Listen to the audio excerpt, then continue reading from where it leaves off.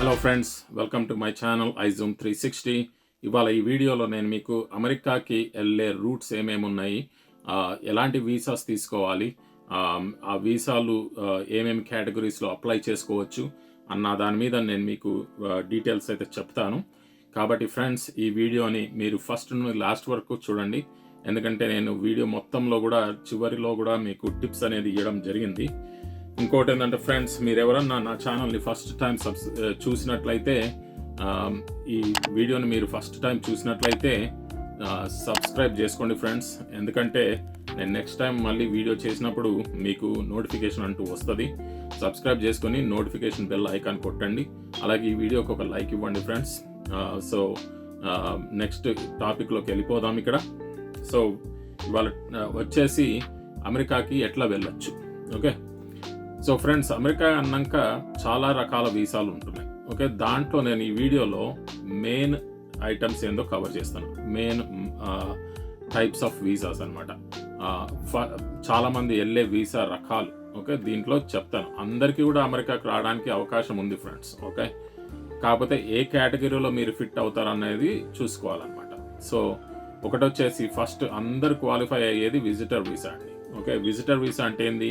అమెరికాకి మీరు చూడడానికి వచ్చి ఇక్కడ కొన్ని రోజులు గడిపి మీ ఫ్రెండ్స్, మీ ఫ్యామిలీ ఎవరైనా ఉంటే వాళ్ళ దగ్గర ఉండడం కానీ, బయట మీరు సొంతంగా ఉండడం కానీ, వీసా మీద వచ్చి ఇక్కడ ఇదంతా ఏరియా అంతా చూసి, అమెరికా చూసి కొన్ని రోజులు ఎంజాయ్ చేసి వెళ్ళొచ్చు. ఓకే, అయితే దీనికి కావాల్సింది మెయిన్ ఏంటంటే డబ్బులు. మీరు ఖర్చు పెట్టుకోవడానికి డబ్బులు కావాలి కాబట్టి అది మెయిన్ అండి. అది కాకుండా వీసా అనేది మాత్రం అందరికీ వస్తుంది. ఒకటేంటంటే క్రిమినల్ బ్యాక్గ్రౌండ్ ఉండకూడదండి. అంటే పోలీస్ రికార్డ్స్ ఉండకూడదు, ఇలాంటివి ఏమి ఉండకూడదు. అది లేకపోయి మీ రికార్డు బాగానే ఉంటే మాత్రం ఎవరికి కూడా ప్రాబ్లం ఉండదండి. ఈ కేటగిరీలో ఎవరైనా రావచ్చు, ఎవరైనా వెళ్ళొచ్చు. మ్యాక్సిమం మందికి అప్రూవల్ దొరుకుతూ ఉంటుంది ఈ కేటగిరీలో. కాకపోతే మీరు కొంచెం మీ ఫైనాన్షియల్ బ్యాక్గ్రౌండ్ ఇలాంటి డాక్యుమెంట్స్ అడుగుతారు కాబట్టి అలాంటివి కొంచెం చూపెట్టాల్సి వస్తుంది. సో అందుకు మీరు ప్రిపేర్ అయ్యి ఉండాలి. సో అదే అండి friends. Okay, so visitor visa వచ్చేసి ఫస్ట్ కేటగిరీ. విజిటర్ వీసాలో చాలామంది వస్తూ ఉంటారు. ఎస్పెషలీ అమెరికాలో ఉన్న వాళ్ళ పేరెంట్స్ అనమాట, ఎన్ఆర్ఐ వాళ్ళ పేరెంట్స్. వాళ్ళు ఇక్కడికి వచ్చేసి ఒక 6 months దాకా ఉండొచ్చండి. సో విజిటర్ వీసా మీద ఎవరన్నా వచ్చినా కూడా ఇక్కడ ఒకసారి పర్మిషన్ తీసుకుంటే 6 months వరకు మీకు వ్యాలిడ్ ఉంటుందండి దాని మీద. ఓకే, సో మీరు అమెరికాకి వచ్చేసి 6 months మీ ఫ్రెండ్స్ తోటి కానీ, మీ ఫ్యామిలీ మెంబర్స్ తోటి కానీ ఉండి వెళ్ళొచ్చండి, నో ప్రాబ్లం. ఓకేనా. సెకండ్ వీసా వచ్చేసి H1B. ఓకే, H1B అంటే ఇది కూడా పాపులర్ అండి బాగా. ఏంది ఇది?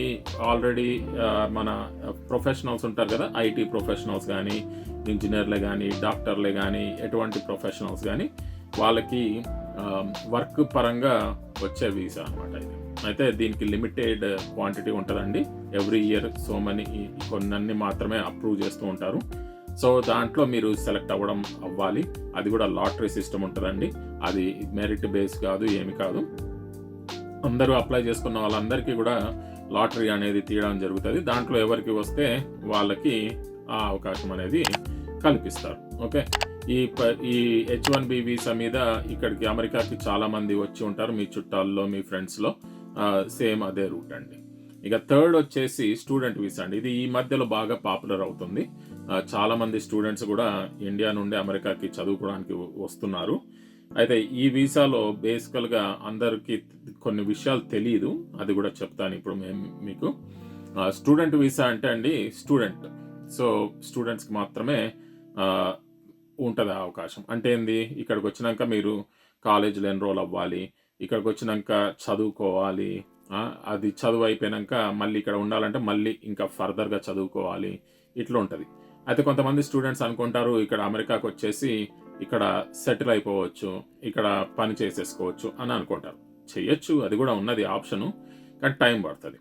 ఓకే, ఎట్లా అంటారా? ఫస్ట్ వచ్చినాక ఇక్కడ ఇమీడియట్గా మీకు పనులు ఇవ్వరండి.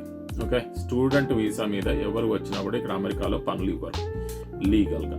ఓకే, ఇల్లీగల్గా చేస్తున్నారా అంటే చేస్తున్నారండి, కొంతమంది స్టూడెంట్స్ చేస్తున్నారు, అది రైట్ కాదు, నేను దాన్ని ప్రోత్సహించను. కానీ చేస్తున్నారా అంటే ఖచ్చితంగా చేస్తున్నారండి. ఎందుకంటే నేను గమనించిన విషయం అది. ఇక్కడ ఎక్కడ రెస్టారెంట్స్లోకి పోయినా మన ఇండియన్ పిల్లలు చేసుకుంటున్నారు, అలాగే గ్యాస్ స్టేషన్స్లో చేసుకుంటున్నారు. కాకపోతే దీంట్లో రిస్క్తో కూడుకున్న పని అండి. దీంట్లో కనుక పట్టుబడితే మీకు జీవితకాలం మళ్ళీ అమెరికాకి వచ్చే అవకాశం అనేది ఉండదు. సో ఆ రిస్క్ ఉందండి. ఓకే, సో ఇట్లాంటి పనులు ఎవరైనా చేస్తుంటే కొంచెం అది గమనించుకోవాలి. ఎందుకంటే దాంట్లో పట్టుబడితే మాత్రం పెద్ద ప్రాబ్లం అవుతుంది. మిమ్మల్ని డిపోర్ట్ చేసేస్తారు, అమెరికా నుండి ఇండియాకి పంపించేస్తారు. ప్లస్ అమెరికాకి మళ్ళీ తిరిగి రావడానికి జీవితకాలం అవకాశం అనేది ఉండదండి.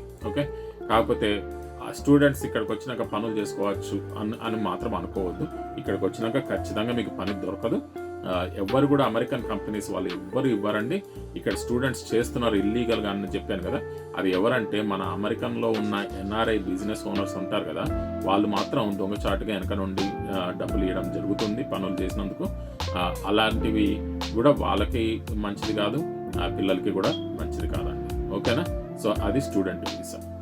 స్టూడెంట్ వీసా దాటిపోయినాక ఇంకా నెక్స్ట్ పాపులర్ అసలు వీసాలు ఎట్లా, ఇదైతే ఇమ్మిగ్రెంట్ వీసాస్ అన్నమాట. అసలుకి పర్మనెంట్గా అమెరికాలో ఉండాలి అంటే ఏమి చేయాలి, రైట్? ఇది ఇంపార్టెంట్ అండి. ఇక్కడ ఫస్ట్ ఆఫ్ ఆల్ అమెరికాలో మీ ఫ్రెండ్స్, మీ ఫ్యామిలీ మెంబర్స్ ఎవరైనా ఉండి ఉంటారు కదా, మీరు అనుకుంటూ ఉంటారు వాళ్ళు మా ఫ్రెండ్స్ ఉన్నారు, మా ఫ్యామిలీ మెంబర్స్ ఉన్నారు, వాళ్ళు ఎందుకు మమ్మల్ని స్పాన్సర్ చేయట్లేదు, వాళ్ళు ఎందుకు మమ్మల్ని తీసుకొని వెళ్ళట్లేదు అమెరికాకి అని అనుకుంటూ ఉంటారు చాలామంది. అయితే అండి, అమెరికాలో ఉన్న మీ ఫ్రెండ్స్, మీ ఫ్యామిలీ మెంబర్స్ ఎవరు కూడా వాళ్ళ ఫ్రెండ్స్కి స్పాన్సర్ చేయడానికి అవకాశం అనేది ఉండదండి. ఫస్ట్ ఆఫ్ ఆల్ ఫ్యామిలీ మెంబర్స్కి ఉంటుంది, కానీ ఇమ్మీడియట్ ఫ్యామిలీ మెంబర్స్కి మాత్రమే ఉంటుందండి. సో మీ కజిన్ ఎవరన్నా అమెరికాలో ఉంటే మిమ్మల్ని కూడా తీసుకుని వెళ్ళమని అడుగుతుంటారు కదా, అట్లా అసలు అప్రూవల్ ఉండదండి అట్లా. సో చాలామంది ఈ విషయంలో కొంతవరకు డీటెయిల్స్ తెలియదు, అందుకని కూడా ఈ వీడియోలో చెప్తున్నాను ఈ విషయం. ఒకవేళ మీ ఫ్యామిలీ మెంబర్స్ ఎవరైనా ఇక్కడ ఉంటే వాళ్ళు ఇమ్మీడియట్ ఫ్యామిలీ మెంబర్స్ని మాత్రమే స్పాన్సర్ చేయగలుగుతారు. కాబట్టి ఎగ్జాంపుల్ చెప్తాను వినండి. సపోజ్ నేను ఉన్నాను అనుకోండి. ఓకే, నేను ఎవరికి స్పాన్సర్ చేయగలుగుతానంటే ఓన్లీ లైక్ నా ఫ్యామిలీ మెంబర్స్. అంటే ఏంది, నా వైఫ్ కానీ, నా పిల్లలు కానీ, నా అన్నలు కానీ, నా చెల్లెళ్ళు కానీ, మా మదర్ కానీ, అట్లాంటి వాళ్ళకి మాత్రమే స్పాన్సర్ చేయగలుగుతాం. ఓకే, ఇంకా వేరే ఎవరికి చేయలేమండి. అది కూడా నాకు సిటిజన్షిప్ ఉంటేనే, నాకు గ్రీన్ కార్డ్ ఉంటేనే నేను చేయగలుగుతాను. నేను ఇక్కడ స్టూడెంట్ వీసాలో ఉన్నాను అనుకోండి, చేయలేను. ఓకే, అలాగే నేను ఇక్కడ వర్క్ పర్మిట్ మీద H1B వీసాలో వచ్చాను అనుకోండి, చేయలేను. అలాగే నేను ఇక్కడ ట్రావెలింగ్ వీసా మీద వచ్చాను అనుకోండి, చేయలేను. ఇక్కడ ఓన్లీ నేను సిటిజన్గా కానీ, గ్రీన్ కార్డ్ హోల్డర్గా కానీ ఉంటేనే నేను నా సొంత అన్నకి కానీ, నా సొంత చెల్లికి కానీ, నా వైఫ్కి కానీ, నా పిల్లలకి కానీ, మా అమ్మ నాన్నలకి కానీ ఇట్లా స్పాన్సర్ చేయడం అనేది జరగచ్చు. ఓకేనా, సో ఇంతకు మించి మా పెద్దమ్మ కొడుకులకి కానీ, మా చిన్నాన్న కొడుకులకి కానీ ఇట్లా చేయడానికి మాత్రం అస్సలు అవకాశం ఉండదండి. ఓకేనా, అది ఎవరికి ఉంటుంది, వాళ్ళ ఇమీడియట్ ఫ్యామిలీ మెంబర్స్కి మాత్రమే ఉంటుంది, కానీ నాకు ఉండదు అవకాశం. సో చాలామంది అనుకుంటారు, సో మరి వాళ్ళు ఎట్లా రావాలి? సో అది ఎట్లా అవుతుంది అంటే, ఇప్పుడు మా పెదనాన్న కొడుకు ఉన్నాడు అనుకోండి ఫర్ ఎగ్జాంపుల్, మా మదర్ని నేను ఫస్ట్ స్పాన్సర్ చేసుకొని, మా మదర్ ఇక్కడికి వచ్చినాక మా మదర్ వాళ్ళ చెల్లికి స్పాన్సర్ చేసుకొని, లేదా వాళ్ళ అక్కకి స్పాన్సర్ చేసుకొని, వాళ్ళకి వచ్చినాక మళ్ళీ వాళ్ళ ఫ్యామిలీ మెంబర్స్కి స్పాన్సర్ చేసుకోవడం అనేది జరుగుతుంది. ఇది పెద్ద ప్రాసెస్ ఉంటుందండి. ఒక్కొక్కరికి స్పాన్సర్షిప్ కూడా దగ్గర 15 years అవుతుంది, 15 ఏళ్ళు. ఓకే, 15 years ఒక్కొక్కరికి మినిమంగా. సో ఈ సైకిల్ కంప్లీట్ అయ్యేసరికి మినిమంగా ఒక 40-45 years ఈజీగా పడుతుందండి. ఓకేనా, సో ఇది ఒక బిగ్ మిస్అండర్స్టాండింగ్ ఉంది చాలా మందికి. అందరూ మా ఫ్యామిలీ మెంబర్స్ ఎందుకు చేయట్లేదు అని అనుకుంటూ ఉంటారు, కాబట్టి అది అండర్స్టాండ్ అవ్వాలని చెప్తున్నాను.